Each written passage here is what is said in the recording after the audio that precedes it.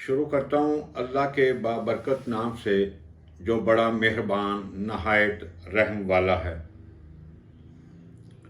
پوری دنیا، پورا پاکستان، ہم سب لوگ جانتے ہیں کہ حالیہ سیلابوں سے جو ملک کے اندر تباہی ہوئی ہے وہ ناقابل برداشت ہے۔ انسانوں کو سنبھلنے کے لیے کئی سال لگیں گے، ان آبادیوں کو دوبارہ سے آباد ہونے میں کئی سال لگیں گے۔ میں دوستو آج ایک بات شیئر کرنا چاہ رہا ہوں۔ میں نے کئی بار لکھا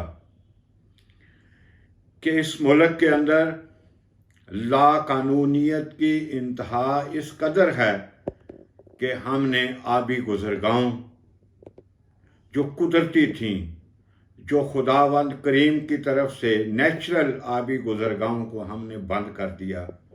ہم نے بہت لکھا، میں ذاتی طور پہ اس پہ لکھتا رہا۔ میں آج ایک کالم آپ کے ساتھ شیئر کرنا چاہ رہا ہوں۔ یہ کالم میں نے 28 جولائی 2021 کو لکھا تھا، جسے دوبارہ 15 جون 2022 کو ری پروڈیوس کیا ہے۔ اس کا عنوان تھا جامد انسان، شاک ٹریٹمنٹ اور سرکاری پٹا، تحریر طارق عثمانی۔ کالم اس طرح ہے: زحمت میں رحمت ایک مشہور مقولہ ہے۔ یہ مقولہ فطرت کے ایک اصول کو بتاتا ہے، اور وہ اصول یہ ہے کہ جب کسی انسان کو زحمت پیش آتی ہے تو اس کی ذہنی صلاحیتیں متحرک ہوتی ہیں اور وہ زیادہ بہتر طور پر کام کرنے کی پوزیشن میں ہوتا ہے۔ پچھلے دنوں میں پڑھ رہا تھا کہ انسان کی سوئی ہوئی صلاحیتوں کو جگانے کے لیے شاک ٹریٹمنٹ کی ضرورت ہوتی ہے۔ انسان کی زندگی میں آنے والی مشکلات شاک ٹریٹمنٹ کے طور پر کام کرتی ہے۔ شاک ٹریٹمنٹ انسان کے بند ذہن کو کھولتی ہے، وہ جامد انسان کو حرکت میں لاتی ہے، اور بعض اوقات تو وہ ایک معمولی انسان کو غیر معمولی انسان بنا دیتی ہے۔ جب آدمی کو کوئی مشکل پیش آئے تو اسے گھبرانا نہیں چاہیے، بلکہ یہ سمجھنا چاہیے کہ فطرت نے اس کی زندگی میں ایک شاک ٹریٹمنٹ کا عمل دہرایا ہے جو اس کے فائدے کے لیے ہے، جو اس کو ترقی کی منزل کی طرف لے جانے والا ہے۔ انسان کو چاہیے کہ وہ مشکل کو مشکل نہ سمجھے، بلکہ اس کو چیلنج سمجھے۔ مشکل کا لفظ بے ہمتی پیدا کرتا ہے، مگر جب مشکل کو چیلنج کے طور پر لیا جائے تو وہی چیز اس کا حوصلہ بڑھانے والی بن جاتی ہے۔ لوگوں کو انفرادی طور پر بھی اور اجتماعی طور پر بھی بے حیثیت قوم یا معاشرہ مشکلات کو چیلنج کے طور پر لینا چاہیے۔ دل کو شکستہ کرنے کی بجائے صورتحال کا جائزہ لے کر دوبارہ سے اپنے درست عمل کو منصوبہ بند کرنا چاہیے۔ انسان کو ذاتی یا اجتماعی حیثیت میں مشکل حالات کے اندر سے نئے امکانات کو تلاش کرنا چاہیے۔ نادان لوگوں کے لیے مشکل ایک رکاوٹ ہے، لیکن دانش مندوں کے لیے مشکل ہی ترقی کا زینہ ہے۔ گزرے سال بدھ 28 جولائی 2021 کی صبح جب میں سو کر اٹھا تو اسلام آباد میں شدید ترین طوفانی بارش تھی، جس نے 8-9 بجے تک جڑواں شہروں راولپنڈی اور اسلام آباد میں سیلابی صورتحال پیدا کر دی تھی۔ سڑکوں پر گاڑیاں سیلابی ریلوں میں تنکوں کی طرح بہہ رہی تھیں۔ لوگوں کے گھروں میں بارش کے پانی نے داخل ہو کر ہر چیز کو تہہ و بالا کر دیا تھا۔ گھروں کے نیچے بنے بیسمنٹ پانی سے بھر چکے تھے۔ سیکٹر E11-2 کی گلی نمبر 3 کے بیسمنٹ میں ایک ماں اپنے 7 سالہ بچے کے ساتھ اپنے ہی گھر کے اندر پانی میں ڈوب کر ہلاک ہو چکی تھی۔ سڑکوں پر ٹریفک کی روانی رک چکی تھی۔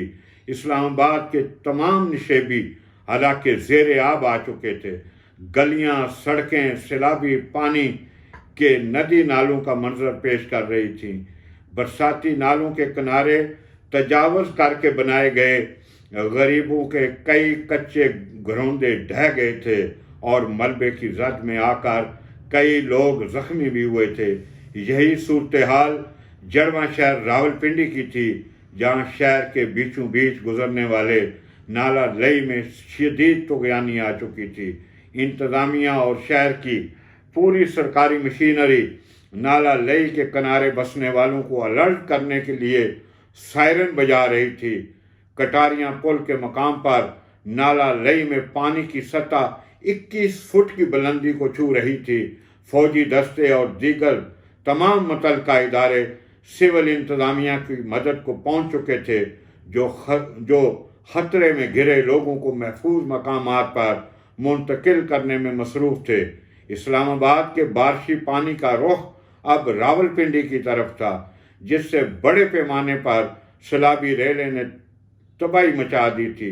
ٹیلی ویژن کی سکرینیں لمحہ بے لمحہ سیلابی صورتحال سے لوگوں کو باخبر رکھے ہوئے تھی۔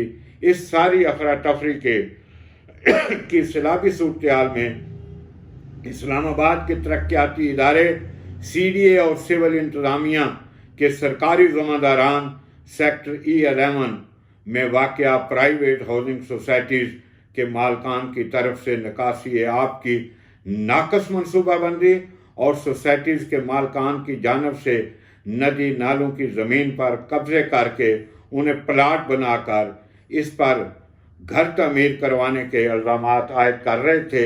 الزامات وہی سرکاری افسر عائد کر رہے تھے جن کی خود یہ ذمہ داری تھی کہ وہ کسی بھی پرائیویٹ ہاؤسنگ سوسائٹی کے مالکان کو سوسائٹی رول پر کار بند رہنے پر مکمل امن درآمد کرواتے اور کسی ندی نالے پر ناجائز قبضہ نہ ہونے دیتے۔ وہی سرکاری مشینری سوسائٹی مالکان کو ذمہ دار ٹھہرا رہی تھی، جس نے خود کروڑوں روپے رشوت لے کر ندی نالوں پر یہ ناجائز قبضے کروائے تھے۔ دوسری طرف پرائیویٹ ہاؤسنگ سوسائٹیز کی انتظامی لوگوں کا کہنا تھا کہ ان کے پروجیکٹس میں شدید بارشی پانی کی نکاسی کی پوری منصوبہ بندی کی گئی تھی، چونکہ بادل پھٹ گئے تھے اور اچانک آسمان سے بہت بڑی تعداد میں گرنے والے پانی نے سیلابی صورتحال پیدا کر دی تھی اور یہ خدائی آفت تھی، اس میں انسانی غفلت یا کوتاہی نہیں تھی۔ سرکاری محکمہ موسمیات کے ادارے نے بادلوں کے پھٹنے کی تردید کی تھی۔ اس سانحہ کا 1 سال گزرنے والا ہے۔ چیف الیکشن کمشنر اور چیئرمین سی ڈی اے عامر علی احمد، جو پچھلے دنوں اس ادارے پہ مسلط تھے، آج بھی پورے جمال سے اپنے ان دونوں سرکاری عہدوں پر براجمان ہیں، لیکن اس پورے سال میں نہ کسی کو ذمہ دار ٹھہرایا گیا، نہ سزا جزا ہوئی۔ دراصل پچھلے سال اسلام آباد میں شدید ترین طوفانی بارشوں اور بادلوں کا پھٹ جانا دراصل فطرت کی طرف سے ہم انسانوں کے لیے شاک ٹریٹمنٹ تھا تاکہ ہم سوئے ہوئے جاگ سکیں۔ یہ ہمارے لیے قدرت کا اشارہ تھا۔ ہم اپنے عمل کی اثر نوٹ صحیح منصوبہ بندی کریں اور اپنے معاملات کی دوبارہ سے ری اسیسمنٹ کر سکیں، لیکن ہم حفظ زر میں اتنے اندھے ہو چکے ہیں کہ ہم فطرت کے آگے باندھنے کی ناکام کوششوں میں لگے رہتے ہیں۔ سرکاری اختیارات کا ناجائز استعمال کر کے ناجائز طریقوں سے پیسے بٹورنے پر لگے ہوئے ہیں۔ دیکھا جائے تو راولپنڈی اور پورے اسلام آباد کے کم و بیش ہر سوسائٹی، ہر ہاؤسنگ سوسائٹی برساتی نالوں کے کناروں کے علاوہ قدرتی آبی گزرگاہوں پر ناجائز طور پر قبضے کر کے ہی آباد کی گئی ہیں۔ دریائے سواں اور اس سے ملحقہ برساتی گزرگاہوں کا تقریباً 90% حصہ ان ہاؤسنگ سوسائٹیوں کے اندر ضم ہو چکا ہے۔ دریا پر بھی سوسائٹیاں کھڑی کر کے प्लाट लोगों में बेच दिए गए हैं। पिछले 30-35 सालों में आज के बड़े बड़े टाउन प्लानर, कद काठ वाले सियासतदान, मकामी रहनुमाई का दावा करने वाले, सरकार चलाने वाले सरकारी पुरजों ने बाहम मिलकर कुदरती गुजरगाहों को बेचकर अरबों खरबों रुपए तो कमा लिया है, अब भी दिन रात जाती तिजोरियां भरने में लगे हुए हैं। उनकी ना ख़त्म होने वाली गैर फितरी इंसानी ख्वाहिशात और हिवस ने एक ऐसे मुस्तकिल इंसानी अलमिया को जन्म दिया है जो हमेशा हमेशा मुस्तकबिल में भी इन्हीं इंसानी आबादियों पर मंडलाता रहेगा। खुदा न खास्ता किसी भी बड़ी तबाही का जिम्मेदार जड़वा शहरों में तैनात एक एक डिप्टी कमिश्नर, एक एक कमिश्नर, सीडीए के चेयरमैन, प्लानिंग विंग में तैनात एक एक मेंबर, वो सरकारी और गैर सरकारी अवाम के नाम पर सियासत करने वाले करता धरता, जिन्होंने अवाम उन्नास के मफादात पर अपने ज़ाती मफादात को तरजीह दी। कुदरती आफत इंसान को सबक देती है कि वो मोतदिल ज़हन के साथ सोचे, अपनी इस्लाह करे। फितरत के हर मामले में इंसान के लिए एक सबक है। इंसानों को चाहिए वो गौर करें, वो समझें, सही अमल करें। गुज़श्ता साल के सैलाबी सूरत हाल में कुदरत का इंसान के लिए एक शॉक ट्रीटमेंट था। ये थोड़ा सा लंबा है, मैं इस पे आगे ये वजाहत करना चाह रहा हूँ कि इस साल 2010 के बाद जो सैलाब ने तबाहकारियाँ की हैं, कोस्तानों से लेकर सवात के कोस्तानों से लेकर समुंदर के किनारे सिंध की आबादियों तक, हमने हर जगह, हर दरिया पर, हर दरिया के पेटे पर, दरिया के किनारे पर, अपने नदी नालों पर उसको कवर करके उस पर काबज हो चुके हैं। और हम आज ये कह रहे हैं कि ये कुदरती आफत है, ये खुदा का हम पे इल्ज़ाम है, हमें अपनी इस्लाह करनी चाहिए। शॉक ट्रीटमेंट अल्लाह ताला की तरफ से है, हमें अब भी वक़्त है। मैं वफाकी तमाम सूबाई हुकूमतों को ये अल्टीमेटम दे रहा हूँ, ये वार्निंग दे रहा हूँ कि अगर आपने कुदरती आबी गुजरगाहों को ना खोला तो ये सैलाब हर साल आएंगे। आइंदा सालों के लिए, अगले 10-15 सालों के लिए बहुत शदीद बारिशें हैं। मैं रावलपिंडी इस्लामाबाद की आबी गुजरगाहों को बंद करके हाउसिंग सोसाइटियाँ बनाकर खरबों रुपए लूटने वालों को वार्निंग दे रहा हूँ कि उन्होंने ये आबादियाँ एक तबाही के ऊपर, तबाही के धानों के ऊपर खड़ी की हैं। लोगों को समझना चाहिए, इसके लिए आवाज़ उठानी चाहिए। दानिश्वरों को, ये जली दानिश्वर हैं, जली सुकरात हैं, ये अवाम उन्नास के जो लोगों के मसाइल हैं उन पे तवज्जो नहीं देते। इनका अपना एजेंडा है, एजेंडा जर्नलिज्म हमने शुरू की हुई है, ये तबाह कर देगा, तबाह कर देगा।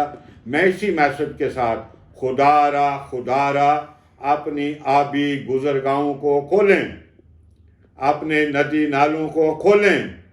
पानी की गुजरगाह जो है उसको कोई इंसान, बड़े से बड़ा इंसान कुदरती आबी गुजरगाहों को उसके आगे बंद नहीं बांध सकता।